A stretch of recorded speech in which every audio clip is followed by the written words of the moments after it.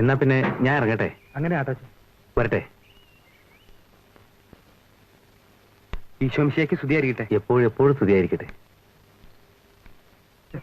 ഞങ്ങൾ നിന്റെ കാര്യം പറഞ്ഞോണ്ടിരിക്കുകയായിരുന്നു ഈനാചുട്ടിയെ. അതെയോ? അല്ല, വീട്ടിൽ വന്നാലും നിന്നെ നേരെ കാണാൻ പറ്റത്തില്ലല്ലോ. നാട് മുഴുവൻ ഈ ടെമ്പോയ്ക്കാരി പറക്കല്ലേ എന്റെ ജോലി. അല്ല, അപ്പൻ എന്തിനാണാവോ എന്നെ കാണണമെന്ന് പറഞ്ഞേ? നീ തന്നെ അങ്ങ് പറഞ്ഞു കൊടുക്കാ തോമസുട്ടിയെ. ഞാൻ പറയാവല്ലോ എന്റെ ഈനാശുകുട്ടി, ഞങ്ങളുടെ മോനെ ഞങ്ങൾക്ക് തിരിച്ചു കിട്ടി. അവന്റെ കുഞ്ഞിനെ മാമോദിസ മുക്കുക നമ്മുടെ പള്ളി വെച്ച്. ഒരു നല്ല പേര് ഞങ്ങൾ കണ്ടുവച്ചിട്ടുണ്ട്, റോസ്മേരിന്ന്.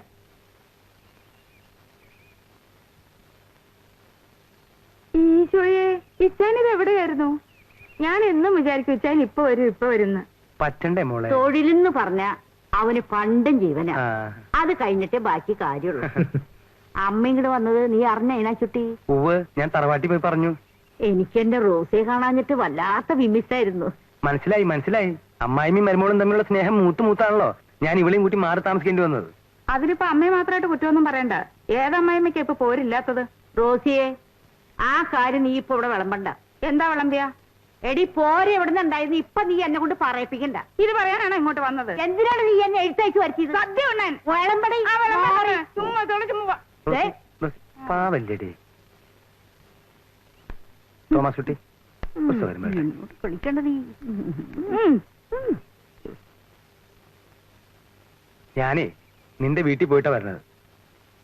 അന്ന് നീ എല്ലാവരും എതിർത്ത് അന്യജാതിപ്പെട്ട ഒരു പെൺകുട്ടിയെ കല്യാണം കഴിച്ച് സ്വന്തം ഇഷ്ടപ്രകാരം ജീവിക്കാൻ തുടങ്ങിയെന്ന് കേട്ടപ്പോ എനിക്ക് നിന്നോട് ഇത്തിരി ബഹുമാനം തോന്നിയിരുന്നു.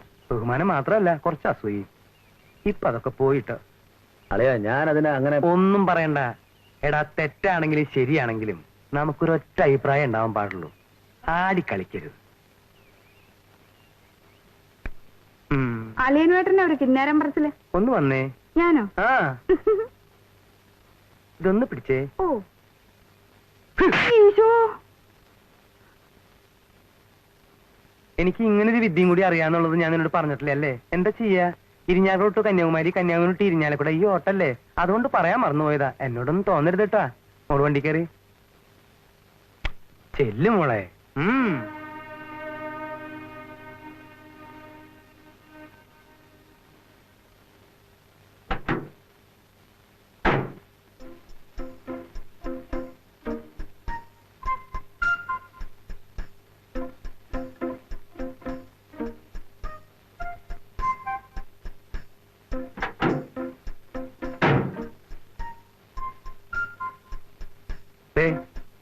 ഞാനായിട്ട് ഇറക്കിയ കുരിശുകളൊക്കെ ഞാനായിട്ട് എന്നെ തിരിച്ചെടുത്തിട്ടുണ്ട്. ഇനി നിന്റെ കാര്യം അത് നീ നോക്കിക്കോ.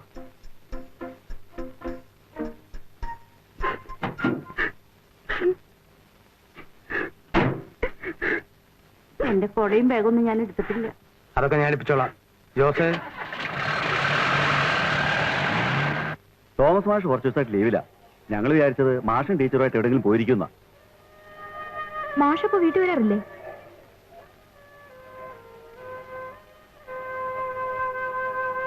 അതിനിടയ്ക്ക് ആരോ പറയുന്നത് കേട്ടു മാഷയോട് സ്ഥലമാറ്റത്തിന് ശ്രമിക്കുന്നു. നിങ്ങൾ തമ്മിൽ വല്ല പ്രശ്നമുണ്ടോ? ഇല്ല, ഒന്നുമില്ല.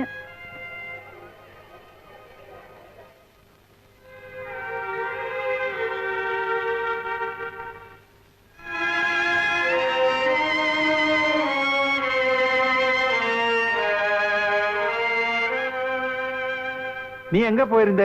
இவளல்ல நம்ம ஊர்ல இருந்து வந்திருக்கா. பெரியம்மா வந்திருக்காரு, சீக்கிரமா வா. മാഷ കണ്ടോ? ഇല്ല, ലീവിലാണത്ര.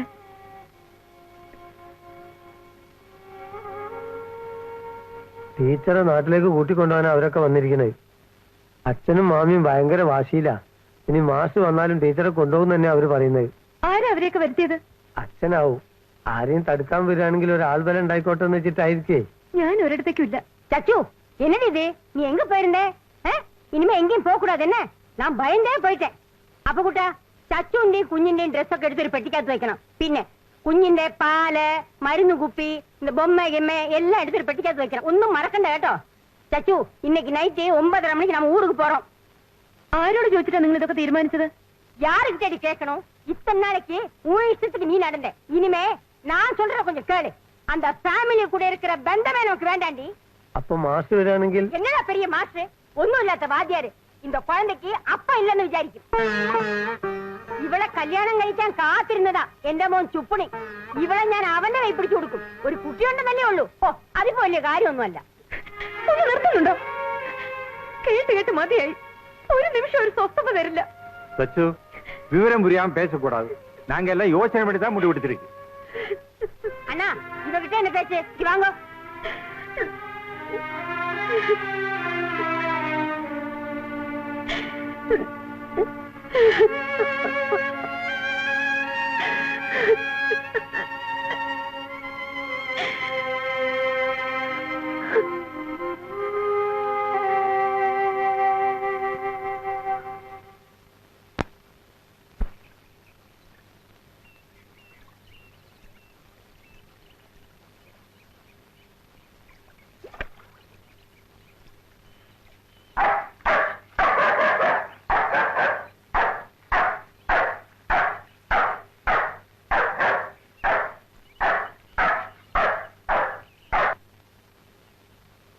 എന്താ അപ്പുകുട്ടാ? നിങ്ങളെ കുടുംബകാര്യത്തിൽ ഇടപെടാൻ ഞാൻ ആളല്ല. പക്ഷെ ഇത് അല്പം കടുപ്പായി പോയോന്നൊരു തോന്നല്. ഇതാ നിങ്ങൾക്ക് കയ്യോടെ തരാൻ ടീച്ചർ ഏൽപ്പിച്ചാണ് ഈ കത്ത്.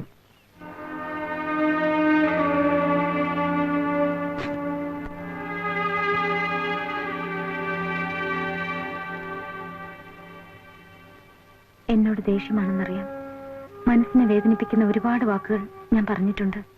അതിനെല്ലാം മാപ്പ് ചോദിക്കുന്നു. നമ്മുടെ മോളെ ഞാൻ അങ്ങേ ഏൽപ്പിക്കുകയാണ്. ഇഷ്ടമുള്ള പേര് വിളിച്ച് ഇഷ്ടമുള്ള രീതിയിൽ വളർത്താം. അവകാശവാദം പറഞ്ഞു വരാൻ ഞാനുണ്ടാവില്ല. ക്ഷമിക്കണം. അങ്ങില്ലാത്തൊരു ജീവിതം എനിക്ക് വേണ്ട. ഒന്നു മാത്രം വിശ്വസിച്ചാൽ മതി. ഞാൻ അങ്ങേ പരിപൂർണമായി സ്നേഹിച്ചിരുന്നു.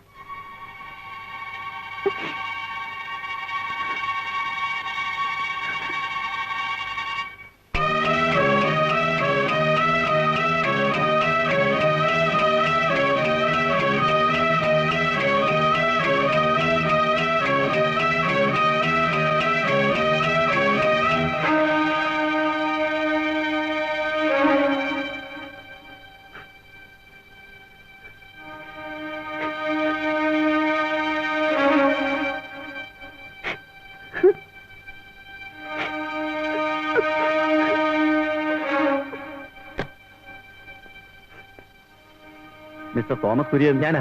പേടിക്കാനൊന്നുമില്ല. ബോധം തെളിഞ്ഞപ്പോ നിങ്ങളെ അന്വേഷിച്ചു. എനിക്കകത്തേക്ക് പോകാം ഡോക്ടർ. ഓയസ്. നോ, നിങ്ങൾ ഇവിടെ തന്നെ നിൽക്കും.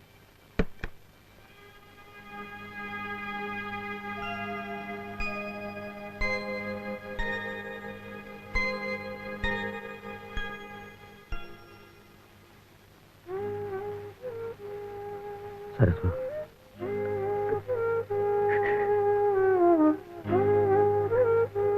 എന്നോട് ക്ഷമിക്കണം. തനിച്ചാണെന്ന് തോന്നിയപ്പോ എനിക്ക് സഹിക്കാൻ കഴിഞ്ഞില്ല.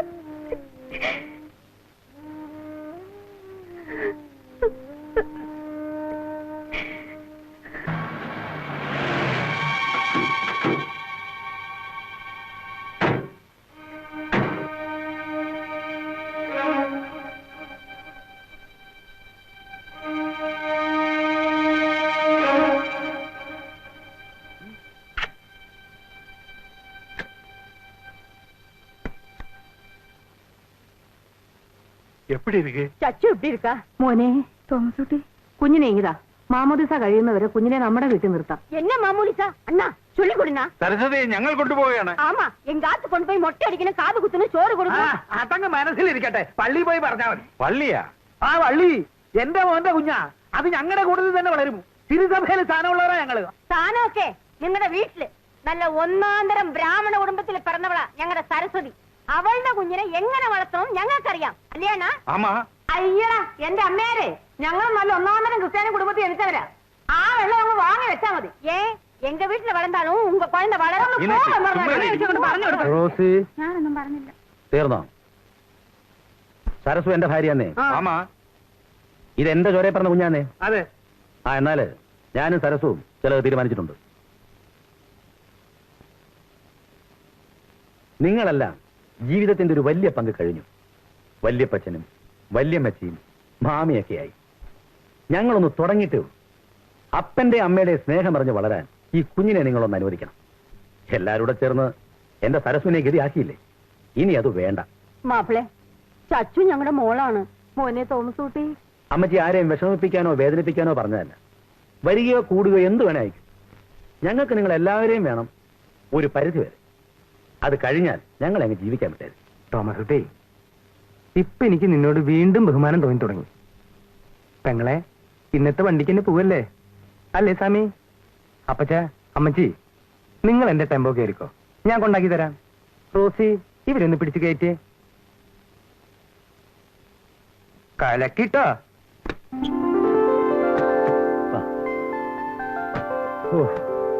ഇനി ഇവിടെ നമ്മൾ മാത്രം. ആ, നമ്മളും നമ്മുടെ ഈ പുന്നാരമോളും മാത്രം. വനിതേ.